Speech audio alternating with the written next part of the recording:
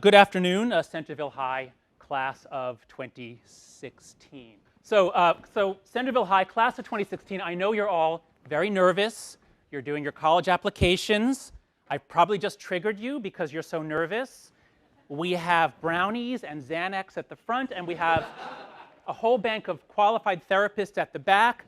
Breathe, take it easy. Okay, now, we have today for you representatives from two universities who are here to try to persuade you why you should go to their university.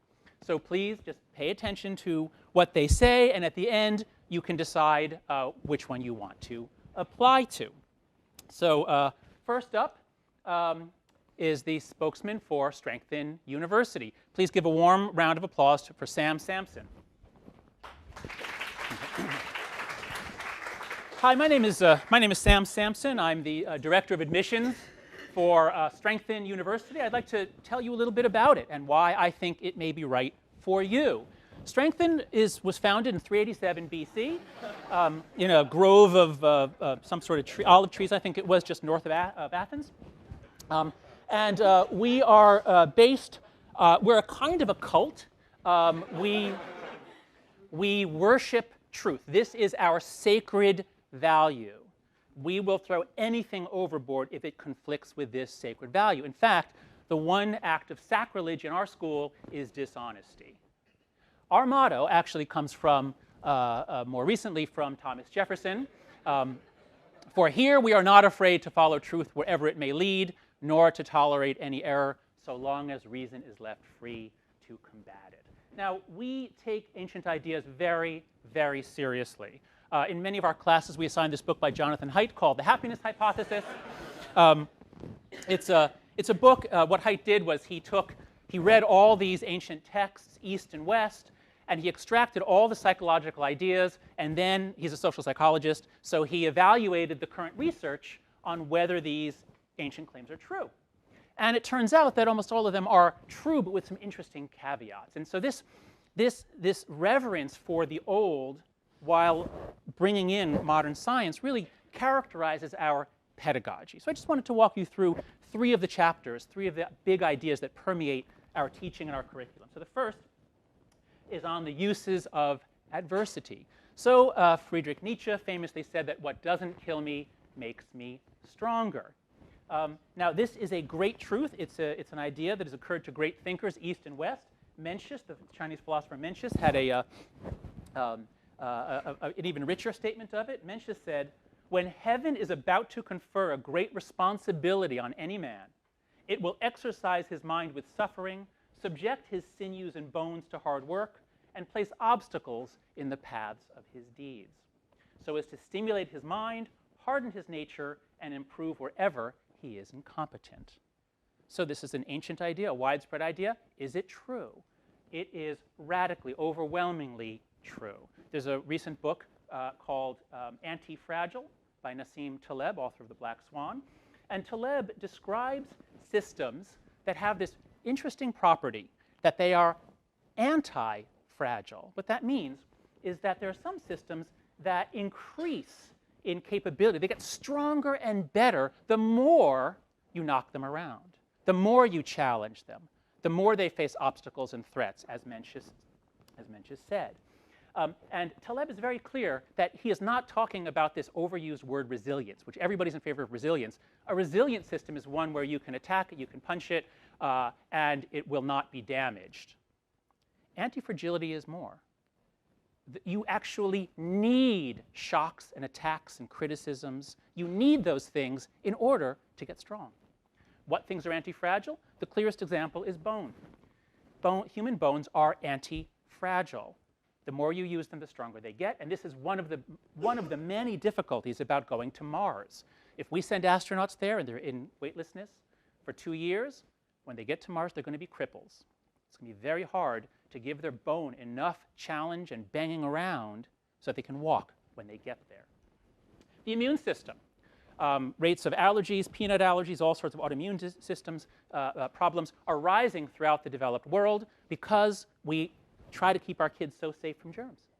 But our immune system requires exposure to germs. If you keep your kids safe from germs, you're going to cripple their immune system and guarantee a life of illness.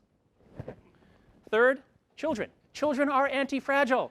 If you keep them safe all the time, you're crippling them. That's the theme of this wonderful book, Free Range Kids. It's a book that we give to you when you graduate because we expect you guys will all have kids eventually, and we don't want you coddling your kids. Give them opportunities to fail. Give them opportunities to get in over their heads. So at Strengthen University, we offer hard classes. Everybody doesn't get an A. You might even get some Ds. You might even fail a course. At Strengthen, we will not do anything to bolster your self-esteem. We will teach you skills. We will give you opportunities to succeed. And if you do, you will feel very proud of yourself. You will deserve your self-esteem. But we will not build it for you. We will give you no safe spaces. We do not buy Play-Doh and put it in safe spaces for students who feel threatened. We will never give you a trigger warning. When you are in a course, if the professor assigns a book, we expect that you will not be destroyed by reading the book. If it has ideas you don't like, we hope you'll object. At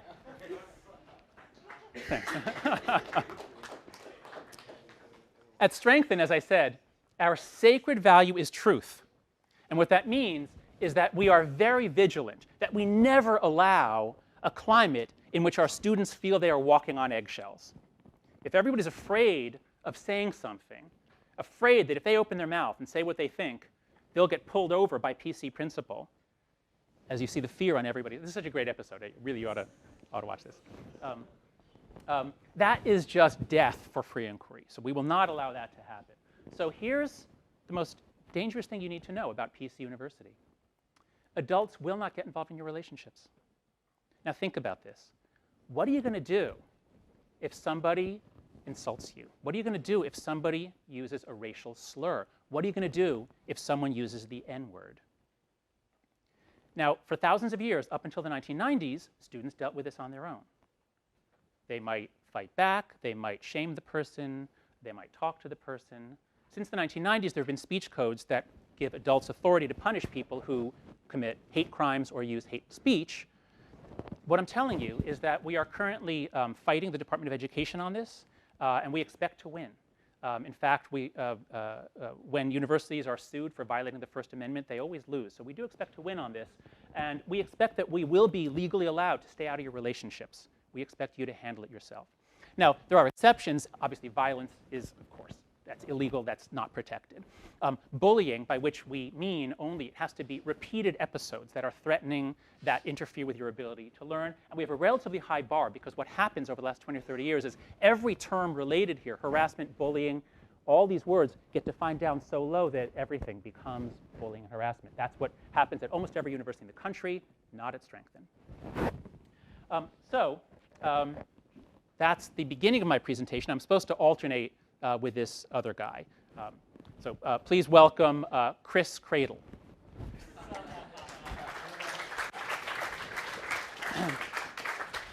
Hello, everyone. My name is Chris Cradle, and I'm here to talk to you about Cottle University. It's a wonderful school, a wonderful, wonderful school. It's a very safe school. It's a supportive school. I urge you to come. We were founded in 1965 based on the ideas of Herbert Marcuse, who was a German sociologist and political philosopher. He came to America, fled the Nazis, did much of his work at Brandeis and many other schools. At Cottle, our sacred value is inclusion. We create a safe, welcoming space for all students, any color, any gender, any gender identity, whatever it is, we want to include you. Our sacrilege, the worst thing you can do at Cottle is blame victims. We will not allow this. That is a violation of our sacred value. We don't want anyone to feel excluded. We have very good justification for this policy because the works of our founder, Dr. Marcuse, he wrote this wonderful essay in 1965. It was published in a book, A Critique of Pure Tolerance, in which Marcuse explained why it is that things should not be tolerated if they impede the chances of creating an existence without fear and misery. Of course that's our goal. Don't we all want the world to be free of fear and misery? So if certain kinds of actions and speech impede the creation of that world, why should we tolerate them? Marcuse said that tolerating those sorts of things, that just strengthens the tyranny of the majority against which authentic liberals protested and do protest today. He goes on to describe what he calls liberating tolerance. Liberating tolerance would mean intolerance against movements from the right, because they are intolerant, and toleration of movements from the left. We will make space for any movement from the left, but we will not allow movements from the right at Cottle University. Our motto is, everyone is entitled to an existence without fear and misery. Now, let me tell you a bit about our curriculum. Here's our pedagogy. Here's the way that we structure our courses. We're based on a very simple psychology, which is that people are fragile. People are so easily hurt. Anything that upsets you could trigger trauma, repressed trauma, unrepressed trauma, trauma that you somehow put up there in the closet and then forgot to take down. There's trauma all over your mind and your memory. And we don't want to trigger your trauma. That could damage you. And this is especially true for members of the 6 protected classes. If you are a member of one of the 6 marginalized and oppressed groups, you are especially vulnerable. You've been traumatized and oppressed your whole lives. Microaggression theory teaches us that when people are repeatedly cut, these little nicks, these little insults, these little exclusions, they don't develop calluses. They bleed to death. And so we will not let you be cut while you're at Cottle. We will protect you. Now, don't try to do it yourself. That's very dangerous. We will protect you from aggression. We were so thrilled when the New York Times began covering the new movement to create safe spaces at Brown University. There was a debate between 2 different feminists, one of whom questioned whether the term rape culture was appropriate. Now, that's really a scary thing to say, because some people believe that there's a rape culture. And if you're questioning that, you're a rape culture denialist. And that is very, very threatening. And what Katie Byron thought was that this debate could invalidate people's experiences, because one of the speakers, if she says what she's going to say, that could invalidate some Brown students' experiences, and that could reactivate all of their trauma. So she created a safe space with Play-Doh and balloons, and I don't know if they had puppies, because puppies could bite. But this is just, we love this, and we're going to start doing this ourselves. In fact, I can announce to you today, actually The Onion just covered this, we just got a major donation to create a safe space. Okay.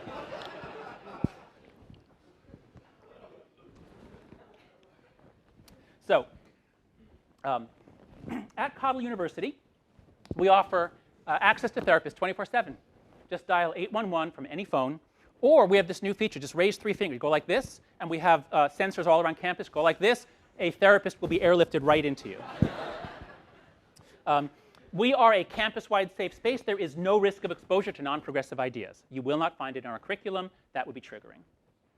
And speaking of triggers, we have our technology department's been working on this. We're just coming out with this. It would be ready for your class next fall. A smartphone app where at the beginning of every class, you enter the things that are your triggers for the day. That goes to the professor, and the professor knows what topics not to say. Now, then you actually have to forget that you typed them in. That's what we're working on, because of course if you type it in, that might actually trigger it. But we're working on that. And finally, a new deal. We have this fantastic new deal with the American Psychological Association and the American Bar Association. We find that our graduates tend to need a lot of therapy afterwards. They also hire a lot of lawyers. So we get you a 25% discount after graduation for life, 25% discount on therapy and legal representation. Because, as I said, our motto is that everyone is entitled to an existence without fear and misery. In fact, why don't we all say that together? We find this is a very good community building exercise. So on the count of 3, I'd like you to please read that with me. Ready? 1, 2, 3. Everyone is entitled to an existence without fear and misery. Great, thanks. Okay, now I got to turn it over to the other guy now. Thanks. Okay. Okay, so at Strength in University, I just want to keep telling you about our curriculum. I spoke to you a moment ago about the uses of adversity. I want to also tell you a little bit about this ancient idea, this great idea, about changing your mind. So the Stoics, the Greek and Roman Stoics, they were among the greatest psychologists.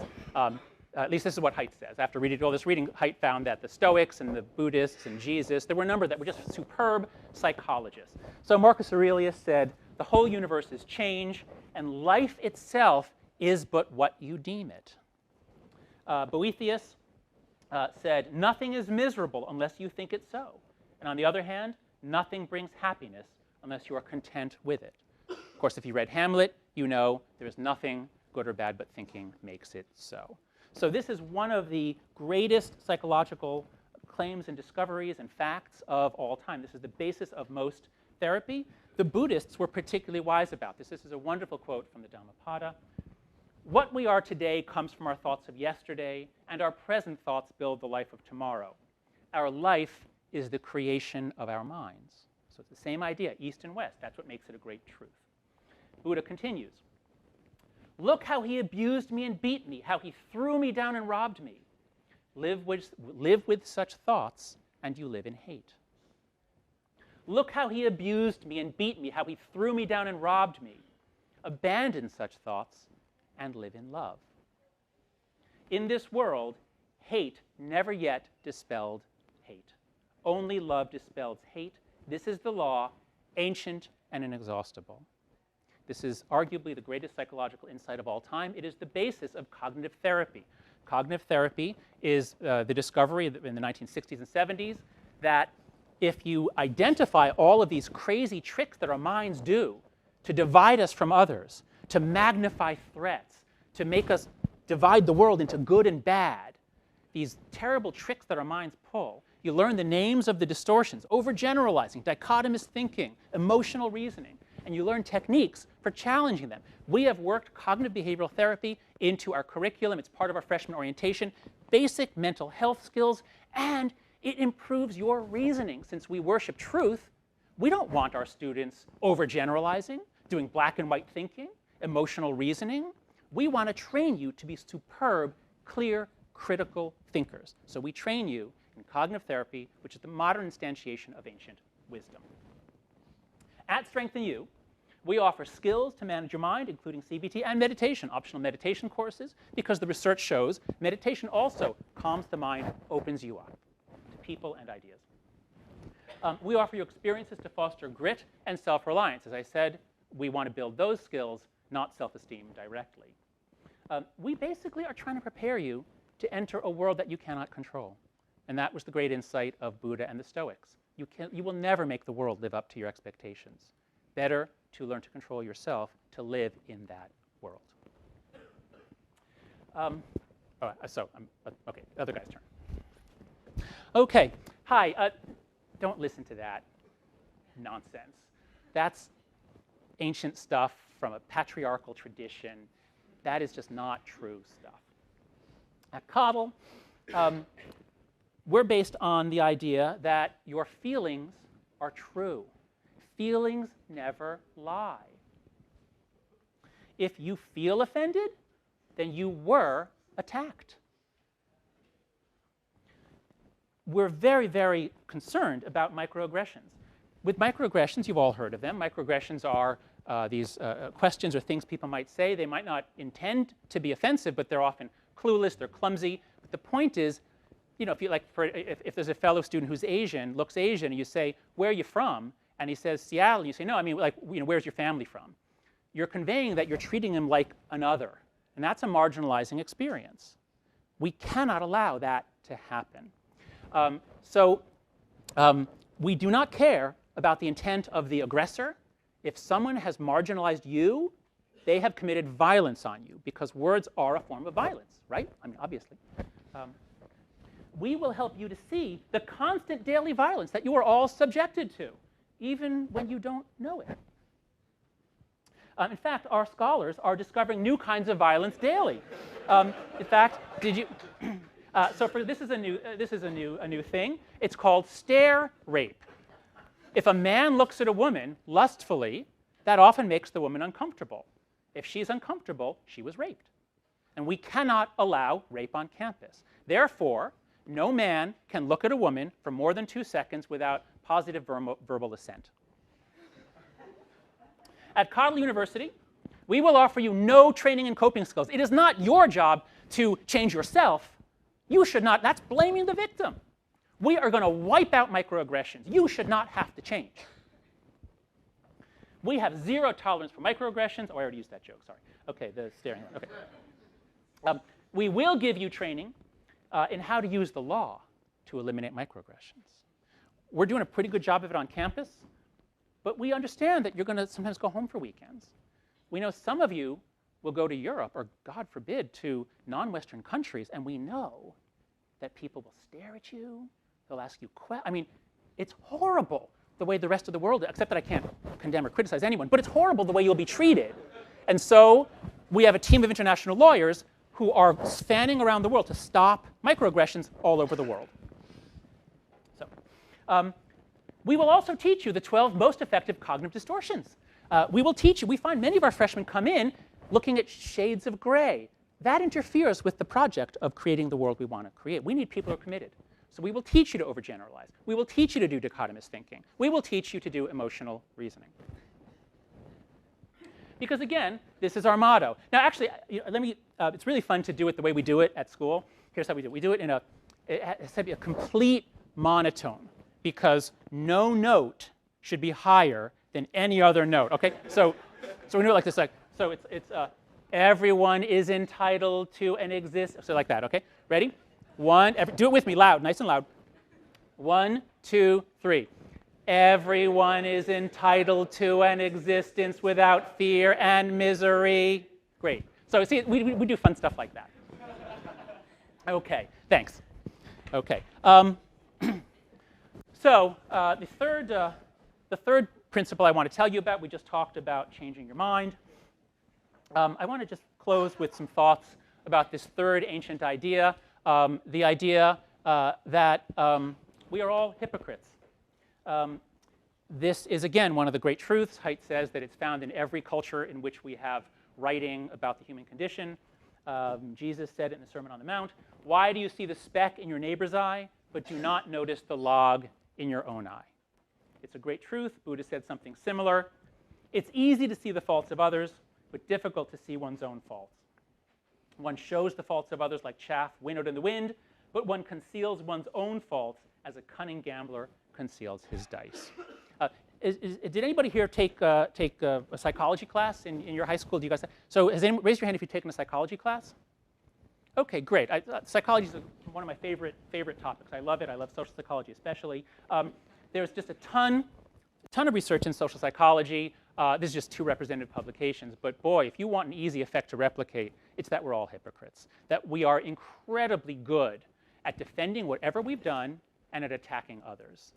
In fact, Emily Pronin finds that even when you try to you explain all this to students in the lab and you teach them about how biased we are, and they say, oh, yeah, boy, everyone's so biased. But they don't take it, they don't believe that they themselves are. You can't train people out of this bias. It's really, really hard.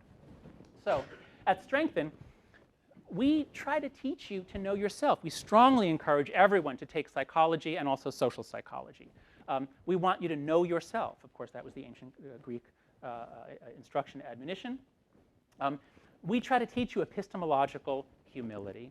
We try to teach you that human beings are so flawed, so biased, so irrational, so self-interested.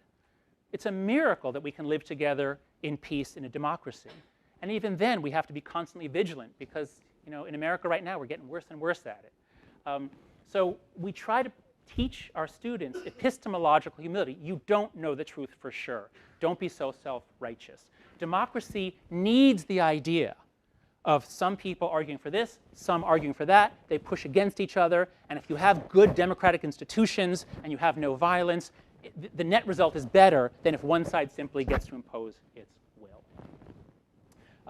At Strengthen, we teach you how to engage with others who disagree with you, and then how to actually influence them. Not just yell at them, but what would you do if you actually wanted to change people? So our freshman reading, before you arrive on campus next summer, if you enroll, we will ask you to read How to Win Friends and Influence People. It's one of the most important books ever written. We're trying to prepare you for viewpoint diversity. You are going to encounter people who think differently from you. Some of them are going to offend you. What are you going to do? You could charge them with microaggression and bring them up on charges. Is that going to change them? Wouldn't you rather actually change them? Dale Carnegie is one of the greatest social psychologists. We encourage our students to learn these techniques, and then they actually can work things out. It's beautiful to see. They don't just posture and preen on Facebook and Twitter. They actually talk to each other privately and work out their problems. It's a beautiful, beautiful thing. We're heavy on the classics, the Dhammapada, the Sermon on the Mount. Of course, we assign the happiness hypothesis in every year, in every class. No, not really. But that's what we're preparing you for. In fact, we're also very excited about a new academic project that many of our faculty members have started. It just launched last week. It's a site called Heterodox Academy. We have about 20 professors who have been writing about the problem of the loss of viewpoint diversity in the academy. The academy has always leaned left, especially the social sciences, the humanities. They've always leaned left, and there are good psychological reasons why that will always be the case. But beginning in the 90s, most academic disciplines went from leaning left to being entirely left, 100%.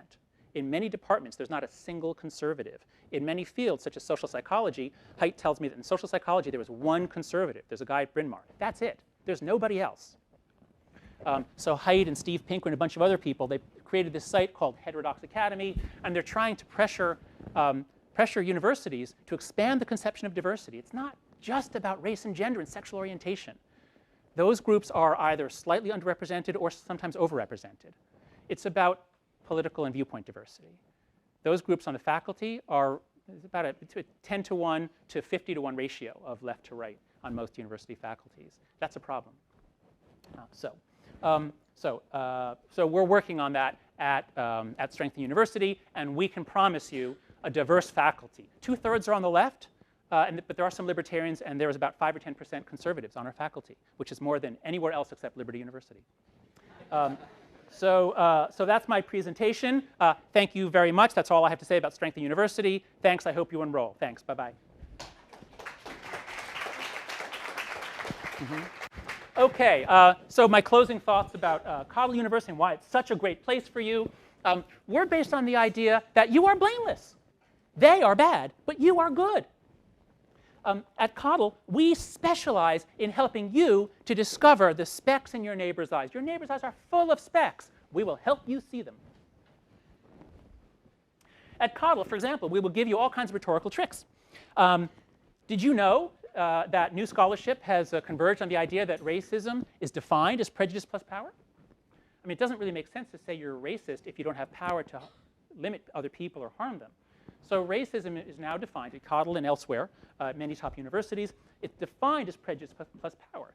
And what that means is now that we know about implicit attitudes, if you take the IAT, the implicit association test, now we know that all white people find it easier to associate African American faces with the word bad than good. Many African Americans have this too, but it's less so. But now that we know that just about all white people have an implicit prejudice against African Americans, and all white people have power, regardless of their social class, therefore, all white people are, by definition, racist. And all members of non-privileged groups, by definition, cannot be racist. They don't have power, regardless of their social class. So we give you rhetorical tricks like this that allow you to win arguments without having to actually engage your opponents. At Cottle University, we will offer you intensive support for your current belief that dominant groups are bad and your current belief that marginalized groups are good. We will teach you how to dispel hate with hate.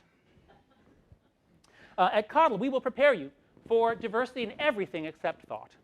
That's actually a line from George Will, but that is basically what the modern academy tries to do. In fact, I'm sorry, I'm stepping out of character here for just a moment. In fact, a report by the National Association of Scholars, they analyzed all the summer reading list from all the schools that have summer reading programs for incoming freshmen, and they found it's overwhelmingly books from the last 10 years dealing with social justice issues, race, gender, class, things like that. So the idea is before students come in, we want to really get them sensitized to race, gender, class issues, and then they're ready for further training. Okay, so at Coddled, we will prepare you for diversity in everything except thought.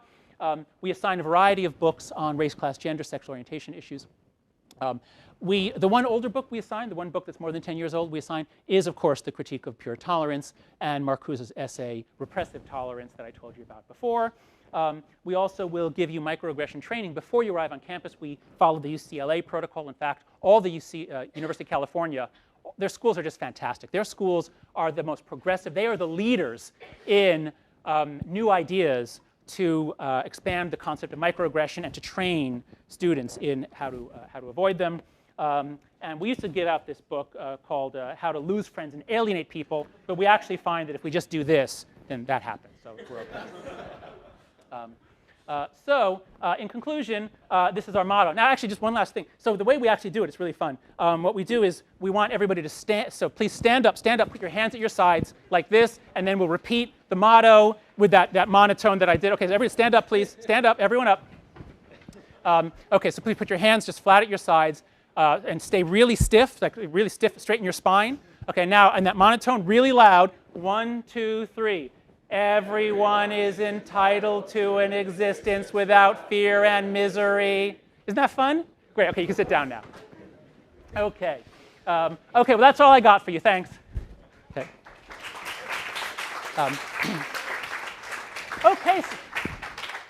Okay, students, so I hope you enjoyed those 2 presentations. I hope you found them informative. And now it's up to you. Which school would you rather go to? Which school do you think will help you in life? Which school will lead you on a path to the kind of life that you want to live? Now, I must confess, I'm not entirely unbiased. I think the answer is obvious because your parents and I have been protecting you for 17 years. Why stop now? Thank you. Good night. Okay, that's it. Okay, and that really is the end of the talk. So